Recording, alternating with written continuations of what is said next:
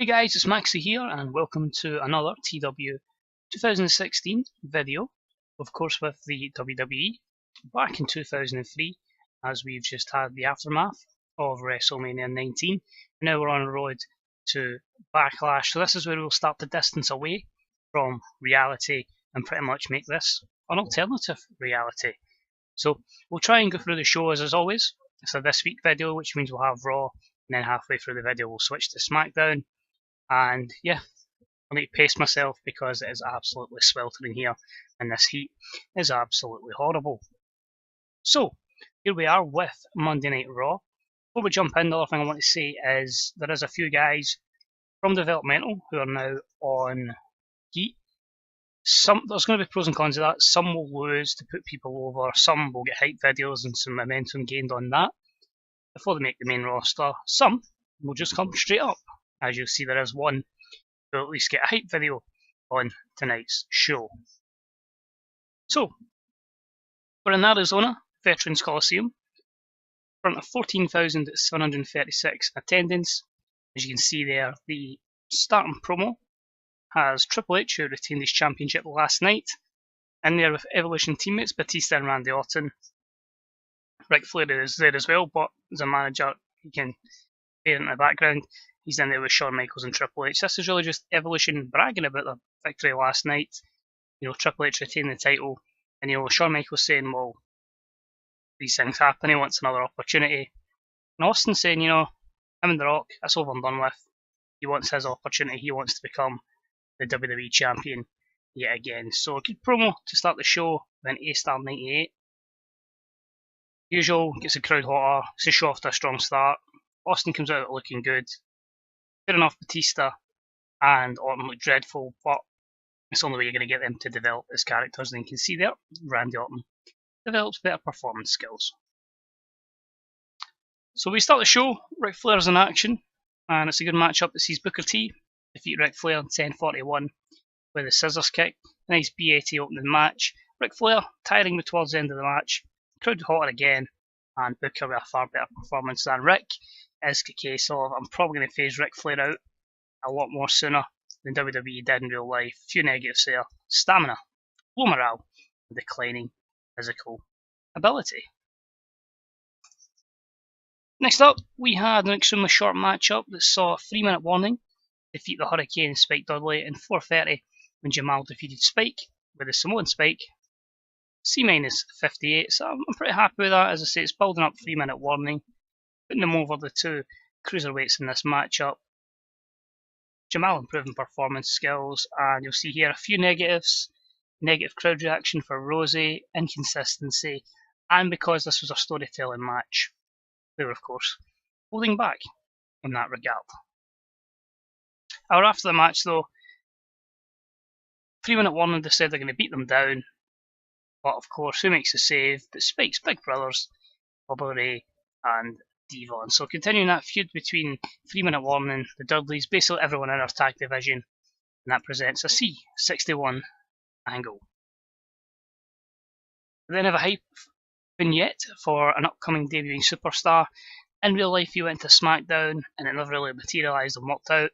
But we're going to go full on with a Sean O'Haire push. I just think the guy maybe should have done, should have been given a lot better in WWE. Admittedly, I've not seen too much. I'm really judging this over a few SmackDowns I got to watch looking back, so I didn't watch wrestling at this time. But if you'd ask me as an outsider straight away, I'm like, this guy's he's definitely got a look to go far in the company.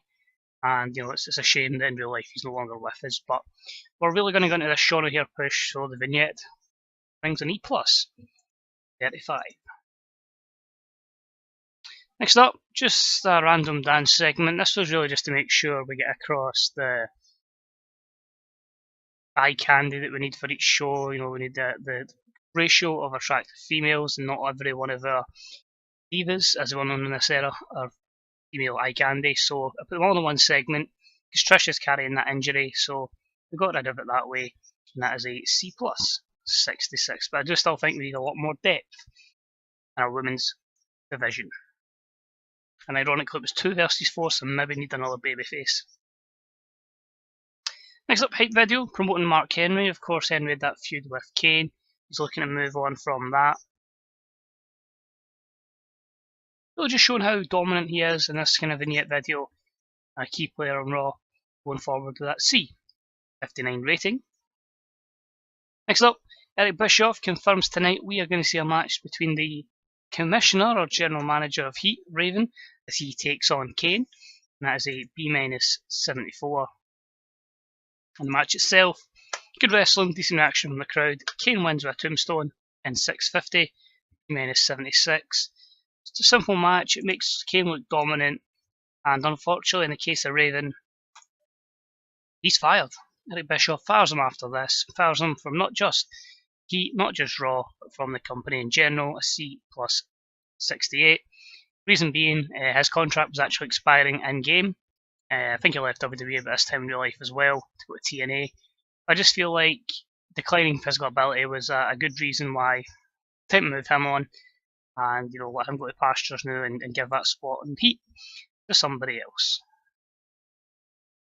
Next up, another guy that will be making his way back to Raw, you could say, because he had a few kind of vignettes in that real life, was Christopher Nowinski, of course, another one whose career was ended short because of concussions. Did a lot of good work in concussions in real life, helping just basically promote the damage that certain things can do and how they should be treated seriously. So yeah, open to pushing Christopher Nowinski. I certainly, looking back, enjoyed a lot of his promos. It was someone that the fans could generally hate, that kind of Harvard gimmick. So yeah, we'll see how we do with him. The six-man tag about that had good wrestling and a decent reaction from the crowd. It was a team of Diamond Dallas Page and the Dudleys who defeated Chris Jericho, Lance Storm and William Regal in 13:05 when Diamond Dallas Page defeats William Regal with a diamond cutter. And in terms of work ethic, Chris Jericho head and shoulders above everyone else. P79's okay. Dallas debuts his annoying gimmick, which was awful, which is strange because I'm sure he's already had a match, but okay. Yeah, that's what it is. I don't think DDP will be here for that long because he's got declining physical ability already, but yeah, it was a decent co-main, I suppose.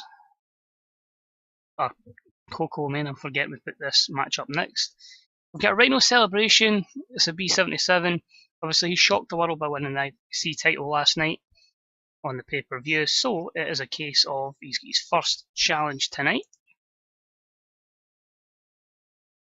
And it's Christian that he faces, and it was a good wrestling match with a decent reaction from the crowd.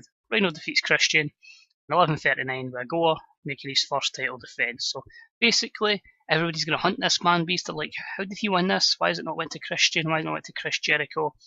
And Rhino's just going to keep going his way through the competition. B82 storyline just starts with this particular angle. A few negatives, as psychology would have dropped this down a good little bit, but if we can get these kind of guys working and learning, it can be good for the future. Next up, hype video to promote The Rock. The Rock will be returning soon after his match at Wrestlemania. Of course, we know the plans for him going forward. If not, you're in for a treat with that. Next up, we've got Triple H coming down to the ring to do colour commentary on the main event match. As I say, that is, of course, Austin and Shawn Michaels against Evolution, so it was a B-75. And main event also was a B-75, because of course, no storyline behind it properly. Superb matchup sees Austin defeat Shawn Michaels defeat Orton and Batista in 11:43 when Michaels defeated Orton. Sweet chin music. So Austin and Michaels both with good performances. Batista and Randy Orton are getting there. It's still going to take a long way to actually get to where we want them. A few negatives there. Austin declining physical ability, drinking. Negatives there for Randy Orton as well. And we finished the show where it confirmed that Backlash Triple H will defend the World Heavyweight Championship triple threat match. So with Triple H, Steve Austin, and Shawn Michaels. So instantly, we're going a completely different way from WWE did at this time. Actually going to run with keeping Austin as an active competitor as long as we can. And yeah, we'll just keep him there for as long as possible, really. And overall, wow. Only a BA because of the main event matches. There weren't enough attractive women on the show to satisfy your core main audience. Now, it says 0 to 30. My thinking behind that is the segment we carried with the ladies would not have done it, I suppose. It wouldn't have been televised, but that's very strange. I'd have thought that had done that unless they actually wanted a women's wrestling match. But yeah, it's all about learning that as well. As you can see, Daphne was in initially before we changed it to Trish.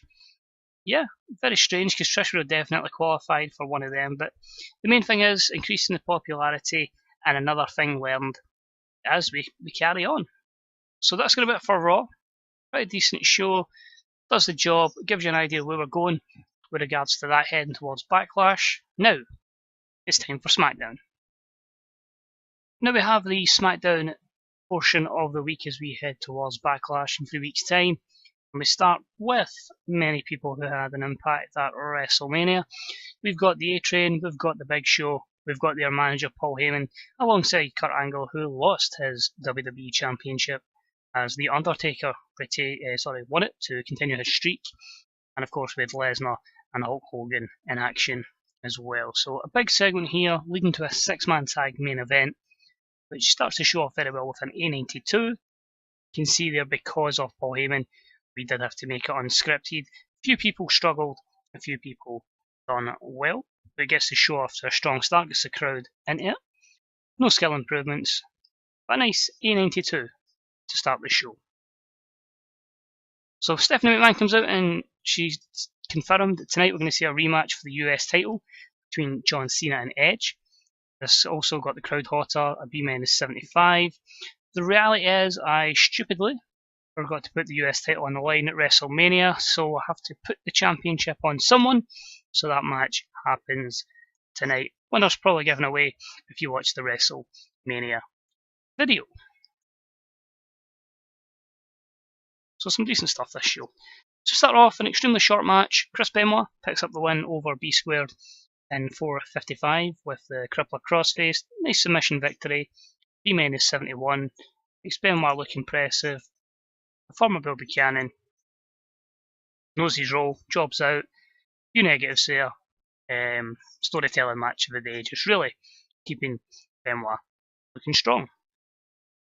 Leads to a promo, actually a pretty poor promo from Benoit, a C plus 67. He just really talks about his disappointment of not being in that US title match tonight, but just shows that it's going to motivate him to not only go for the US title, but also to become WWE Champion one day. Then we got a promo. Ron Simmons is cutting it on Jamie Noble.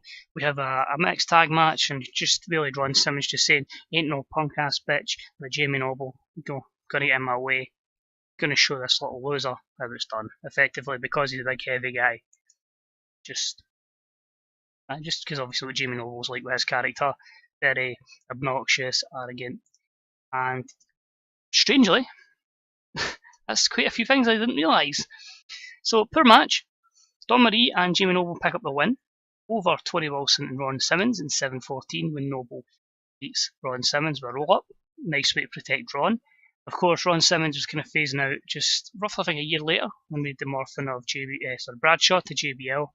So, obviously, we will persist with the JBL character. Obviously, he's injured at the moment. But, yeah, we'll use Ron Simmons' overness to hopefully help someone like Jamie Noble. But what surprised me here for the C-53, a lot better than I thought, but both tag teams showing excellent chemistry. So, we'll probably use this tandem a lot more to make sure we get our two attractive females on the show, also get them in action, and yeah, overall pretty happy with that. Nice surprise. A few skill improvements as well. But overall, does its job. The ladies with poor basics and poor psychology, but SmackDown was never known for its women's division. Who times have changed. Next up, a decent matchup with the newly won Cruiserweight Championship on the line. Mysterio makes his first defence against Nunzio in 6:53 and wins with a 6:19. A B-73, again just making Ray Ray look strong, giving the title a bit more prestige, and yeah, convincing victory for Ray. Of course, one of the guys he defeated at WrestleMania was Matt Hardy, and he gets his revenge by attacking Ray after the bell, and that is a B-76. So we're going to continue on something with Ray and Matt. More to come on that later. We've got backstage Eddie Guerrero and Chavo, who retained their tag title belts at WrestleMania. talking over him. Eddie's trying to motivate Chavo. He says he doesn't want him to be the weak link, wants him to be equal. And he's got a tough match tonight against Team Angle's Shelton Benjamin. So that's a B79. That match was okay, could have been a bit better, but Shelton picks up the win in 9:21 with a Dragon Whip. It's really just a case of making Shelton look as strong as possible. We'll try with Charlie Haas, but there's already a good base of overness with Shelton, similar to real life when they put all the faith in his push. But overall, it keeps the questions and the doubt in Chavo's mind. It just shows how good an athlete Shelton Benjamin is. But then backstage, Rey Mysterio gets assaulted. This time it's the full-blooded Italians. Nunzio gets his heavies, Chuck Palumbo and Johnny Stamboli, and the three of them beat down Rey Mysterio, and that is a C62. So Mysterio comes across as a star. The Bill Johnny Stamboli performed poorly, but it just shows Rey's got a few enemies in this cruiserweight division. Got a promo, John Cena, just saying, he won the match at WrestleMania. Tonight he's going to show he is the official US champion. So it's a B+88. And of course, that does mean about the had great wrestling and good heat. Cena picks up the win over Edge in 16:27 with the attitude adjustment, or F5 at this time would have been. Sorry, FU. My bad, my mistake. After Big Boss Man, one of these heavies, interfered, John Cena wins the US title. So a B-75. Now this is the worry. This match suffered from a lack of psychology. Now we obviously know how great Cena and Edge are, legends in this business, 100%, in the wrestling business I should say. So it's going to be vital that we get these guys working with guys with great psychology. So going forward, they are the two guys that they turned out to be. But overall, happy with it. The psychology probably took it down from a good B82, I'd imagine, would have been a fair reflection. But John Cena is your US champion. Celebrates in the ring. Arrogant John, as always, B+84. Leads us to our main event. And Kurt Angle just says Undertaker got lucky at WrestleMania and he's going to break his ankle tonight. That's an A94. And we finish the show. Nice fun 6-man tag. An exceptional matchup. Saw Brock, Hulk Hogan and Undertaker defeat Big Show, Kurt Angle and A-Train in 14:29 when Brock defeated the A-Train with the F5. So a B79, just really putting all our big hitters in the one match. Feels a bit lopsided because A-Train's obviously not at the level of the others. But a lot of good performances there. It did suffer from a lack of selling. And the B79 is okay. But overall, B+84. The show increased their pop in 20 regions, so we're continuing to get bigger. One thing I will say, that primarily was sorting out the undercard going forward, what storylines they've got. I've still to decide what I'm going to do with the main event, if we're going to go Taker angle or if we move someone else in there.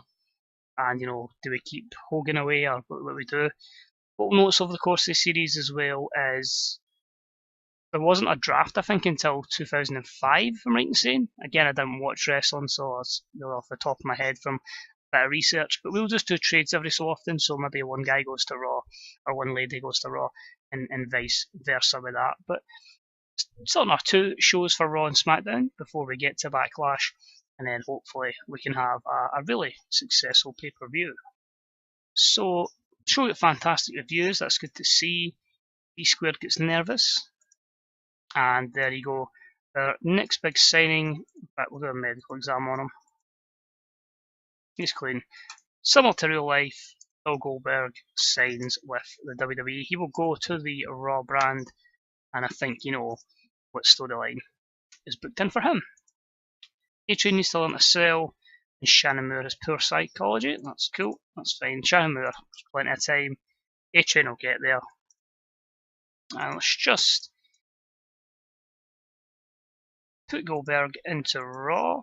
That's fine. Man Beast, I'm actually quite happy with that gimmick. I don't want to change that. But up-wise, he's up there. 80. So that feud, we know what's going to happen. I'll let you guess yourselves. Start next week on Raw. So, as always, thank you for watching, guys. It's much appreciated. That is this week in the WWE.